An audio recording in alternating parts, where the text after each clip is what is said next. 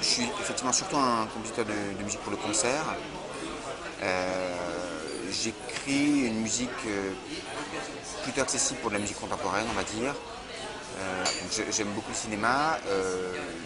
La première vraie occasion, elle m'a été donnée par Benoît Rossel pour faire la musique du Théâtre des Opérations. Et depuis, c'est un peu grâce à lui que les choses ont eu lieu. C'est-à-dire que j'ai été appelé par Stéphane Breton via sa monteuse, et puis également par Jean-Xavier Lestrade qui avait vu le film de Benoît Rossel. Quant à Benoît Rossel lui-même, c'est vraiment par hasard qu'il m'a contacté. Il était dans une soirée où il a demandé à Arnaud Desplechin s'il connaissait les compositeurs de musique. Arnaud Desplechin, que je ne connais pas tellement pour autant, mais on avait partagé une émission sur France Musique quelques semaines auparavant, lui a donné mon nom. Voilà, c'est comme ça que c'est fait.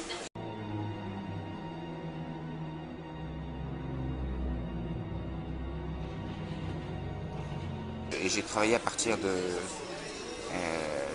DVD où les choses étaient à peu près totalement installées. Je n'utilise pas de logiciel comme Cubase, donc je ne fais pas de maquette, ce qui est... Enfin, donc, de ce point de vue, je travaille un peu à l'ancienne, entre guillemets, ce qui veut dire que les réalisateurs doivent un peu me faire confiance. En général, ce que je faisais avec Benoît Rossel, c'est que d'abord, il avait quelques idées de musique auxquelles il songeait. Un quatuor de Britten à un endroit, une musique faisant appel à la voix de Cage à un autre moment. Donc, il nous a fait écouter et je m'en suis inspiré pour faire ce que j'ai fait. Et puis surtout, j'improvisais au piano dans une direction et je lui demandais si ça lui convenait et voilà ce qu'il a fait. L'avantage, bien sûr, du documentaire par rapport à la fiction, c'est que c'est plus souple.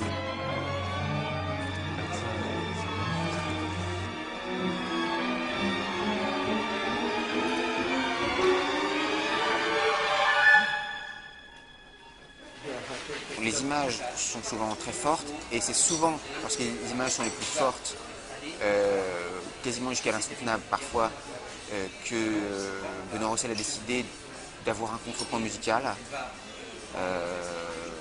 C'est parfois de la musique pour orchestre, mais c'est aussi de la musique de chambre, il y a un peu les deux. J'ai essayé, et ça c'est une règle que je me fixe aussi quand j'accompagne des musiques de films par exemple, de ne pas tomber dans les deux écueils opposés qui seraient d'une part essayer d'être, on va dire, systématiquement redondant par rapport à l'image et écueil opposé, être systématiquement à contre-emploi par rapport à l'image, parce que je pense qu'il faut varier.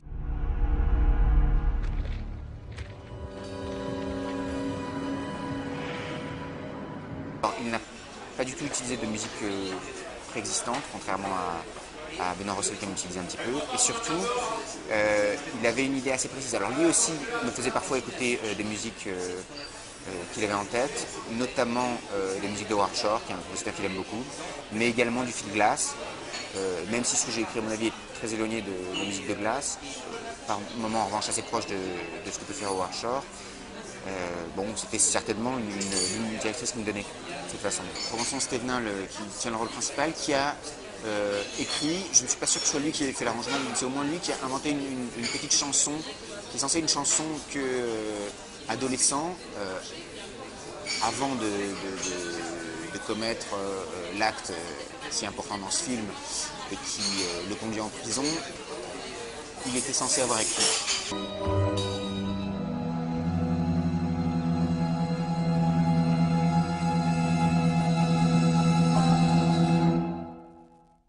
Je pense qu'il peut y avoir un risque